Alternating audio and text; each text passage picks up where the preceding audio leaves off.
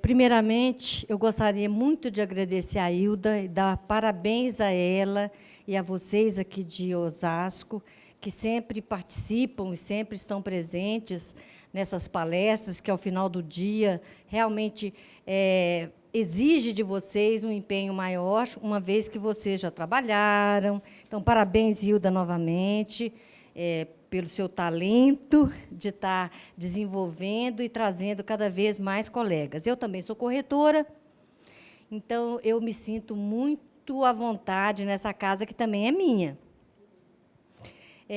Na verdade, o nosso escritório ele tem uma expertise em preparar holding patrimoniais.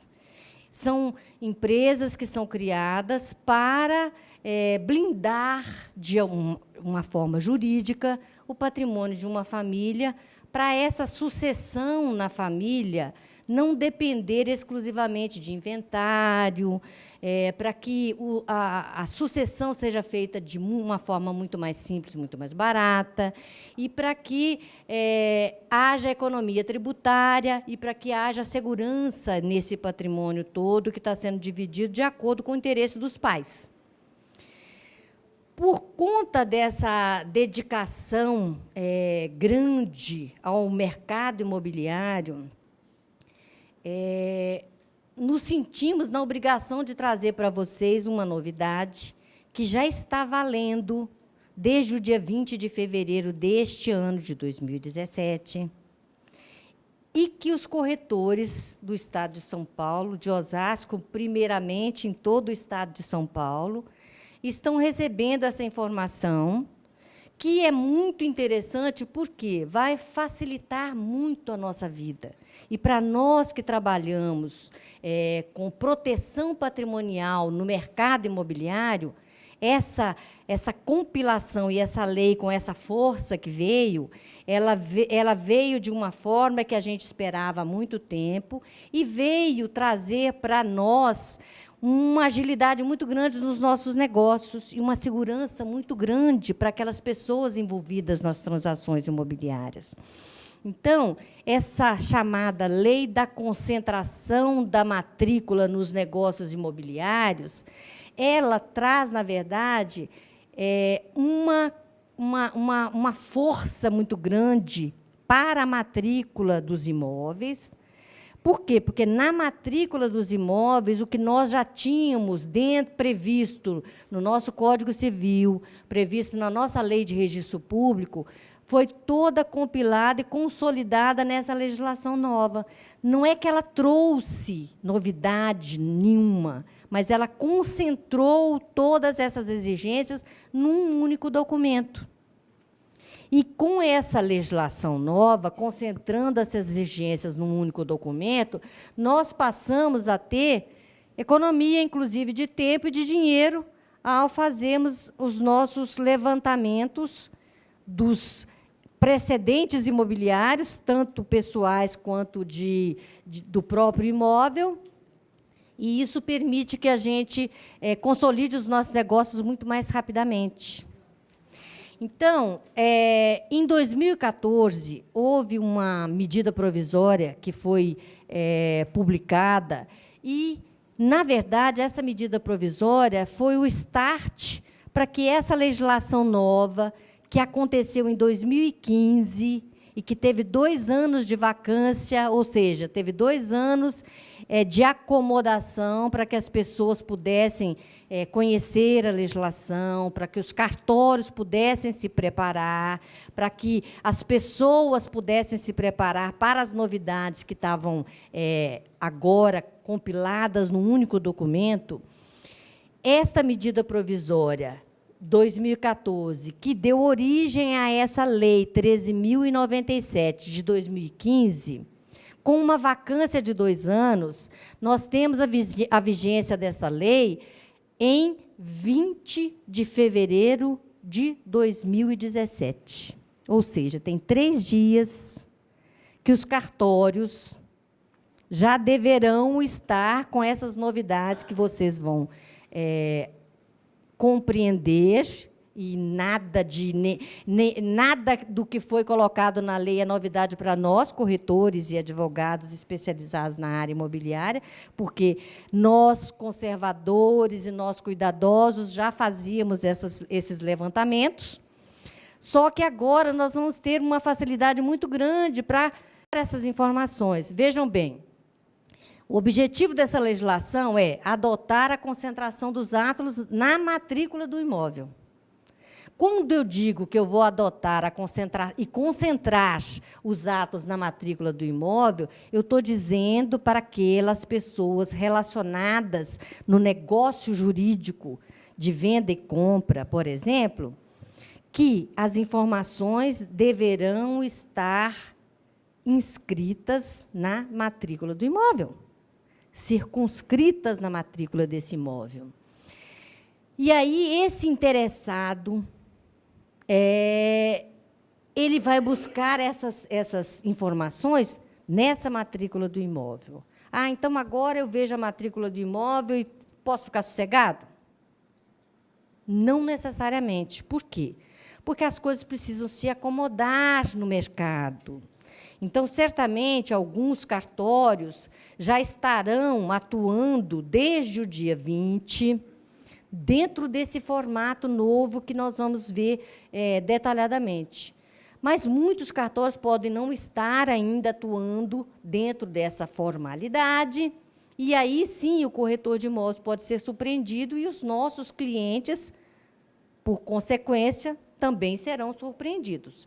Então, não quer dizer que a gente não tenha que tomar precaução, mas, naquelas comarcas em que os cartórios de registro de imóveis já estejam trabalhando dentro desse novo formato, vamos dizer assim, dessas novas exigências, nós, corretores e advogados especializados na área imobiliária, vamos ter uma facilidade muito grande ao analisar a documentação numa transação imobiliária. Por quê? Nós vamos concentrar os nossos esforços nas informações que vão estar dentro da matrícula do imóvel.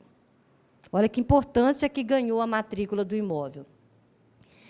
O que oferece um negócio imobiliário quando a gente está tratando de riscos naquela transação?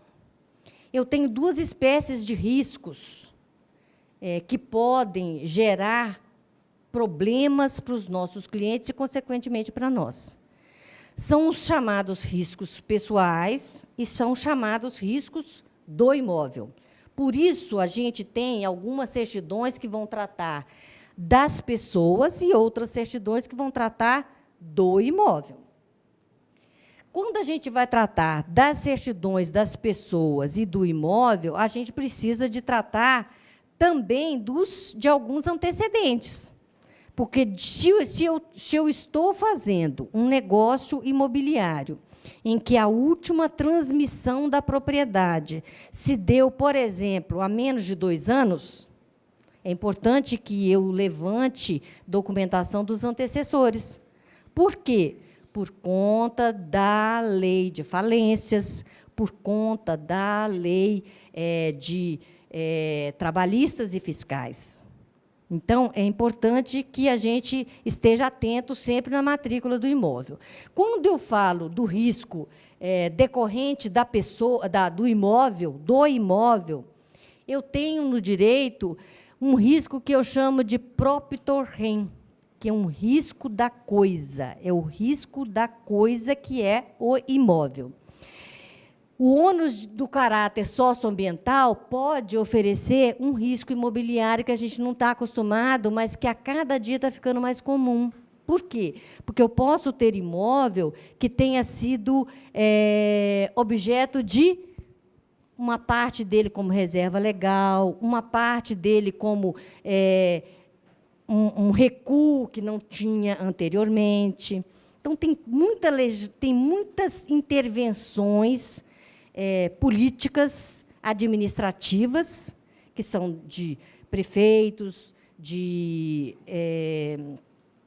governadores, que podem, de alguma forma, comprometer aquele bem. Então, é preciso da gente estar atento, não só ao protesto, aquelas negativos que nós já conhecemos muito bem, mas podem existir outros pontos que vão negativar e que vão onerar e que vão gravar aquele bem.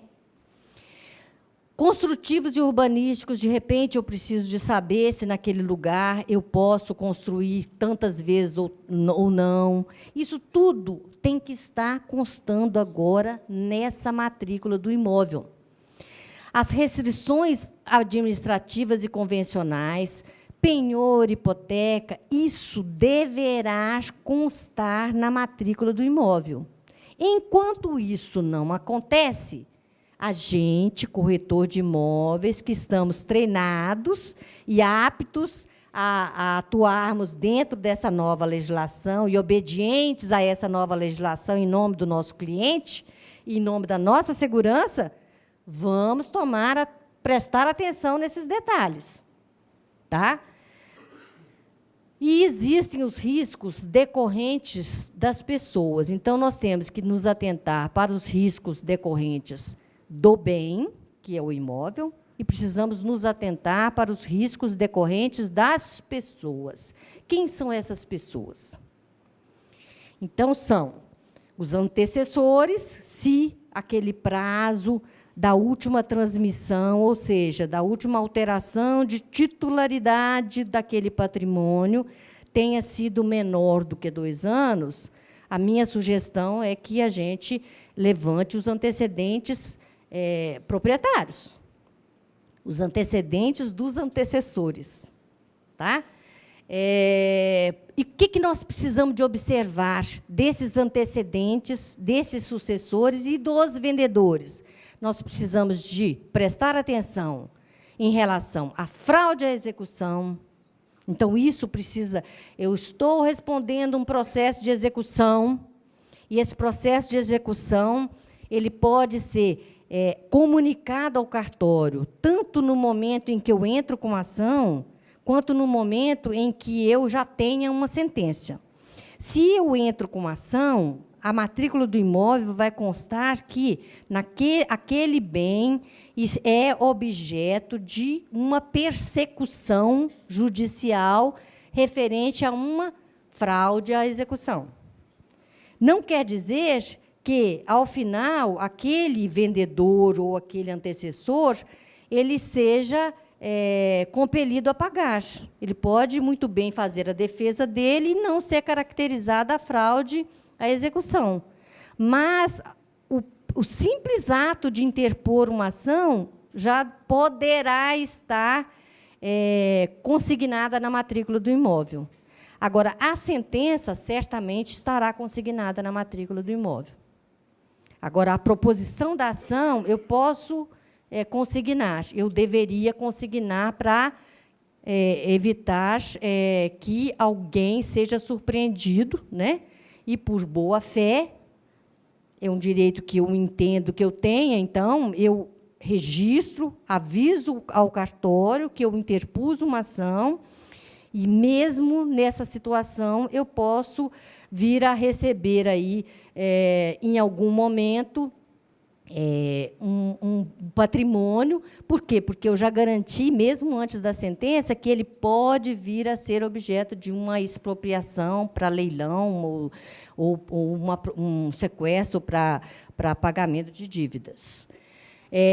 A declaração de ineficácia, a fraude contra credores é outra importante ação que nós devemos estar bastante ligados. Por quê? A fraude contra credores significa que eu estou dilapidando o meu patrimônio em prejuízo de credor. Então, o credor, de repente, eu começo a transmitir esse patrimônio, vender esse patrimônio para filho. Eu posso fazer contrato de gaveta, que nós conhecemos, simplesmente para fraudar credores. O que é fraudar credores? É aquele credor que já tem um título líquido e certo. Então, isso é fraude contra credores. Eu devo, o título é perfeito, não tem como defender aquele título, é um título que está líquido e certo, perfeito, e aí, se eu faço a dilapidação do meu patrimônio, eu estou agindo em fraude a credores. Tá? Então, fraude à execução é um momento, né, no ínterim, dentro da ação. A fraude à execução, então, está acontecendo num processo. A fraude contra credores, eu já tenho um título líquido e certo. A declaração de ineficácia em função das ações. Então, eu preciso de ver consignada nessa matrícula que não tem ação nenhuma, né? Não vai aparecer nenhum apontamento. Se aparecer apontamento, vai aparecer logo abaixo do apontamento a ineficácia desse apontamento, porque foi resolvido de alguma forma. A desconstituição de negócios em relação às dívidas. Por quê? Eu estou comprando um patrimônio, um bem imóvel. Esse bem imóvel é de uma pessoa física. Essa pessoa física tem uma empresa. Essa empresa está em processo falimentar. Aquele CPF do sócio daquela empresa que está em processo falimentar pode respingar e alcançar o CPF correspondente, não pode? Que é o sócio. Então, naquele momento em que existe, naquele CPF, uma empresa que está em falência, em processo de falimentar, eu posso muito bem estar adquirindo esse patrimônio de má-fé. Por quê? Porque ele vai ser alcançado se a empresa não tiver bens suficientes para suportar as dívidas que ela possua. Os riscos pessoais, muito importante isso, ele está sempre ligado ao tempo ou ao espaço. Ao tempo, significa que os riscos pessoais eles vão alcançar aqueles direitos e que se consolidam com o tempo. Então, eu tenho uma posse, e eu tenho uma posse por tantos anos.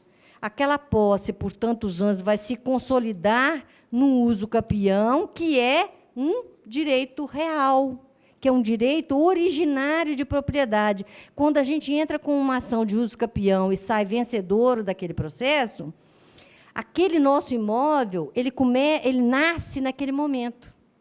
Então, a matrícula do imóvel começa a surgir com aquele uso capião. Todo o histórico anterior desaparece. O uso capião é uma forma que nós, no direito, chamamos de originária, forma originária de aquisição da propriedade.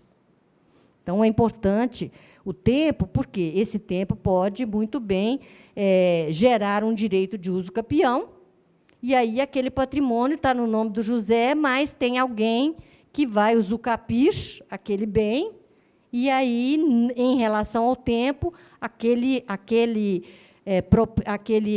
possuidor desse bem, por esse tempo que dá direito ao uso capião, passa a ser o proprietário. Lembrando que nós temos o uso capião rural e o uso capião urbano, que os tempos são diferentes, né? O urbano, 5 anos, o rural, 10 anos ou 20 anos. 10 anos entre presentes e 20 anos entre ausentes. Em relação ao espaço, é a boa-fé objetiva do adquirente. Essa boa-fé objetiva ela vai ser facilmente agora defendida a partir do dia 20 de fevereiro de 2017. Porque, se eu compro um imóvel, aquela comarca já está com os serviços notariais de cartório atualizados, atuando dentro do cartório, dentro das normas dessa legislação nova. Na minha matrícula daquela negociação, não consta um apontamento negativo, por exemplo, de uma área verde, de uma plantação. É a minha primeira defesa de que eu adquiri aquele patrimônio, adquiri aquele imóvel com boa-fé. Então, para que haja um desfazimento daquele negócio, uma rescisão daquele negócio, daquele contrato, vai ser mais difícil de ser provado hoje. Por quê? Porque aquele que está transmitindo aquela propriedade vai ter que conseguir provas da má-fé do adquirente. Ou seja, quando eu estou adquirindo alguma coisa de má-fé, quando eu não tomei as medidas necessárias. E como as medidas necessárias na área imobiliária se restringem à territorialidade e às pessoas e o domicílio do imóvel, então, eu consigo fazer com que a boa-fé se restrinja às informações que estão na matrícula do imóvel, às informações do domicílio das pessoas envolvidas no negócio, vendedores. Essa é a minha preocupação. Eu preciso ter certeza que naquele domicílio não existe nenhum apontamento.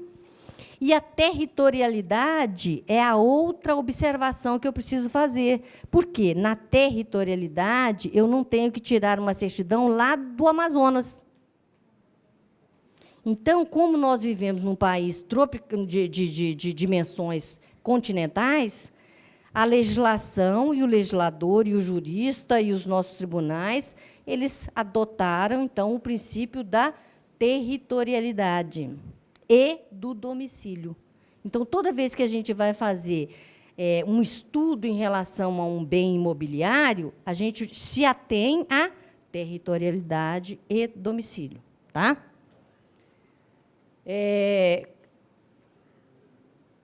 A atenção vai precisar de ser mantida em qual o grau de diligência do corretor de imóveis para configurar a boa-fé do seu cliente na compra desses imóveis. Então, como eu já havia dito para vocês, a Lei 13.097, já vigente, atuante desde o dia 20 de fevereiro de 2017, ela, na verdade, consolidou o entendimento que já vinha em leis esparsas.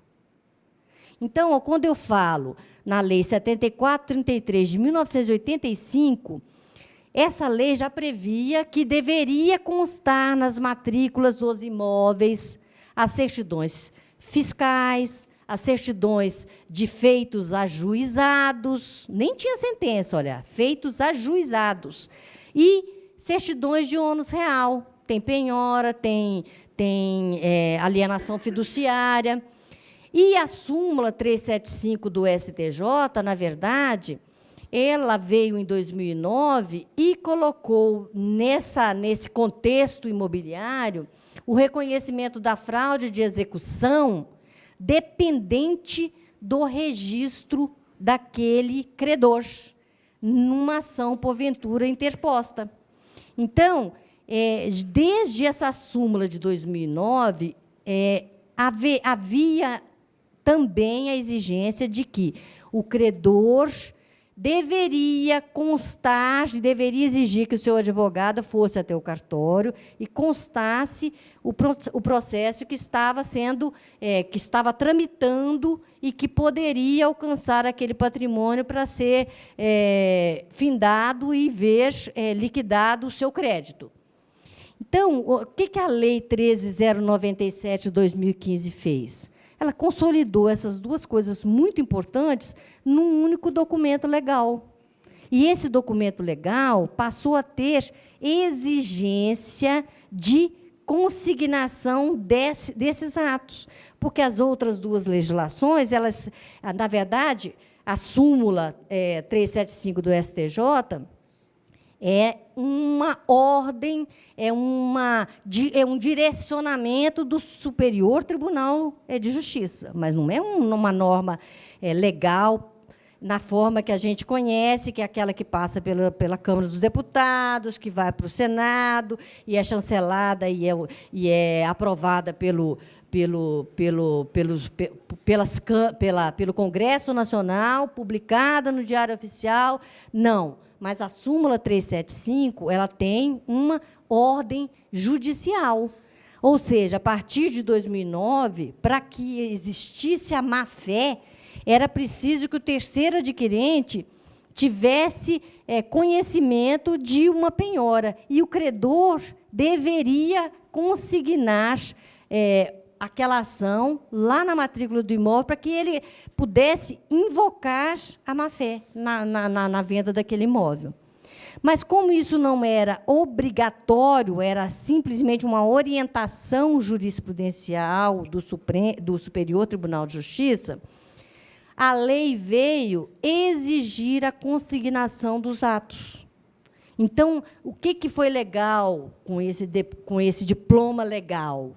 O que foi mais importante e que foi facilitado para que as pessoas tenham mais tranquilidade em apurar as suas obrigações e os seus deveres, foi que, nessa legislação, a partir do dia 20 de fevereiro de 2017, é obrigação dos notários, dos cartórios, consignar todas aqueles apontamentos que podem, de alguma forma, comprometer esse imóvel.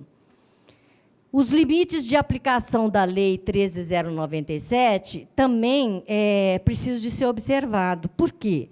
Porque esses prazos passaram a ser exigidos, então, em 20 de fevereiro, porque a lei teve uma vacância, né, de 2015, de 2 anos, então a vigência passou a ser 20 de fevereiro de 2017. A partir dessa data, os cartórios precisam estar com essas matrículas já todas com esses apontamentos. Então, quando a gente for tirar uma matrícula agora, pode ser que ela venha bem longa. E a gente vai precisar de olhar com bastante lupa, né, com bastante cuidado, para que a gente não surpreenda o nosso cliente, não seja surpreendido.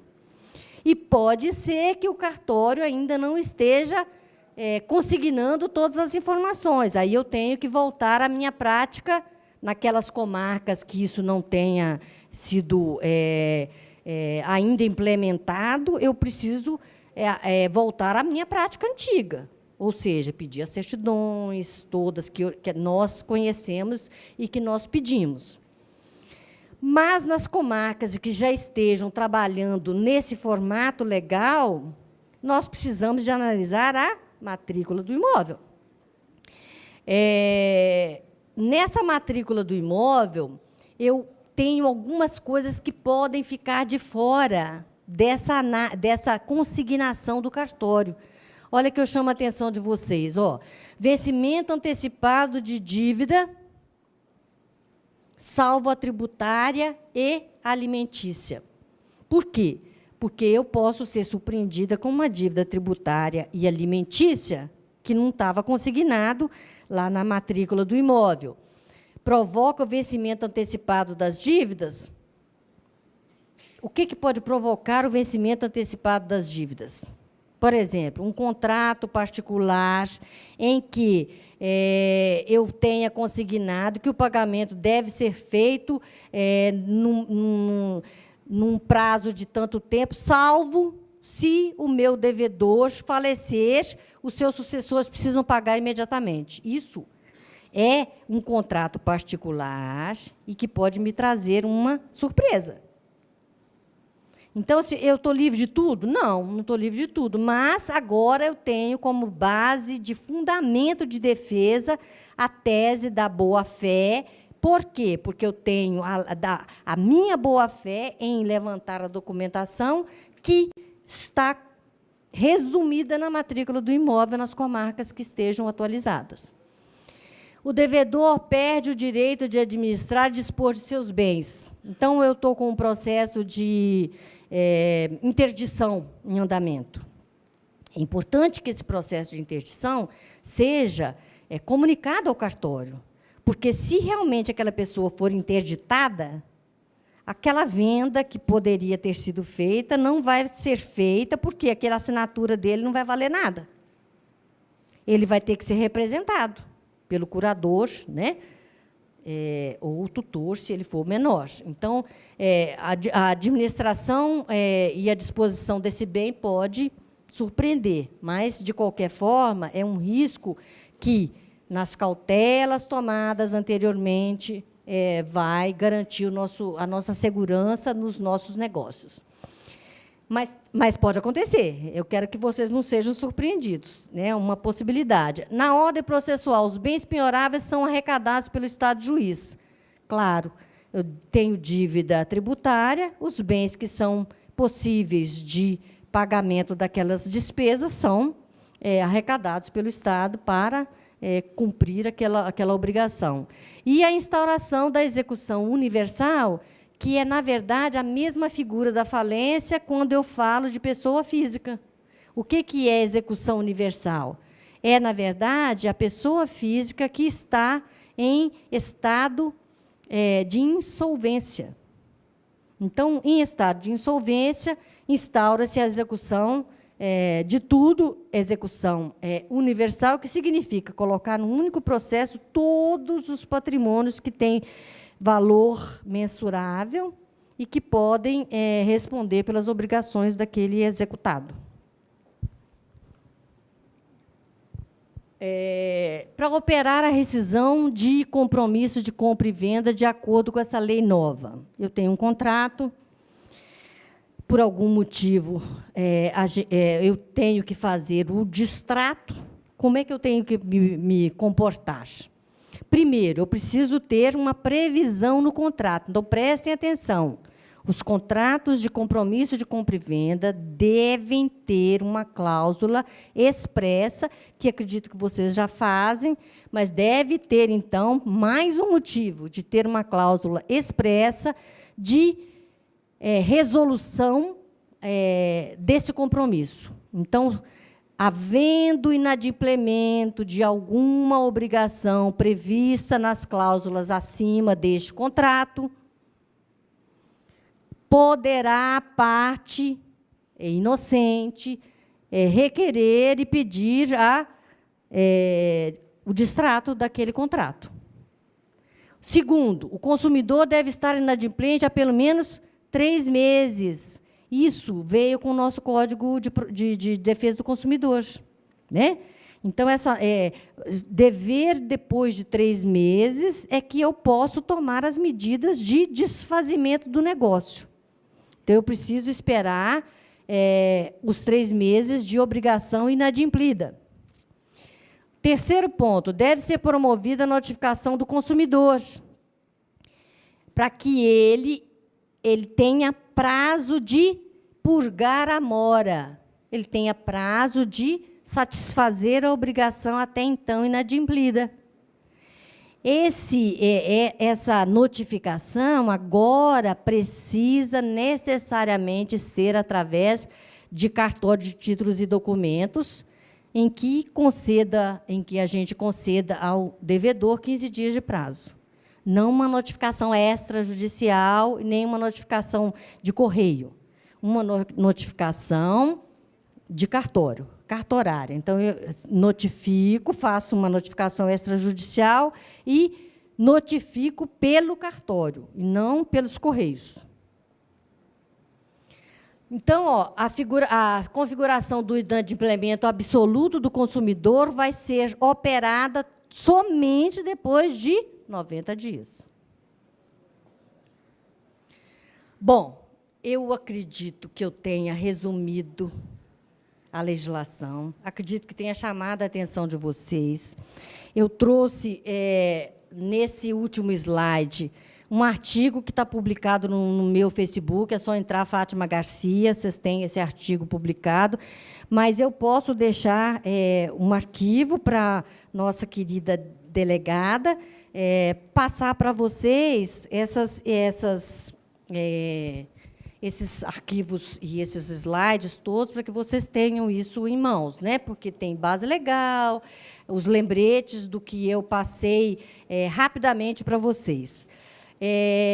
Nesse artigo que eu publiquei no Facebook, eu elenco para vocês algumas situações jurídicas que eu entendo que serão necessárias em que os notariais, que os cartórios observem nas matrículas a partir de agora. Então, olha para você ver, eu coloquei 15 itens que eu entendo que o cartório vai precisar de apontar.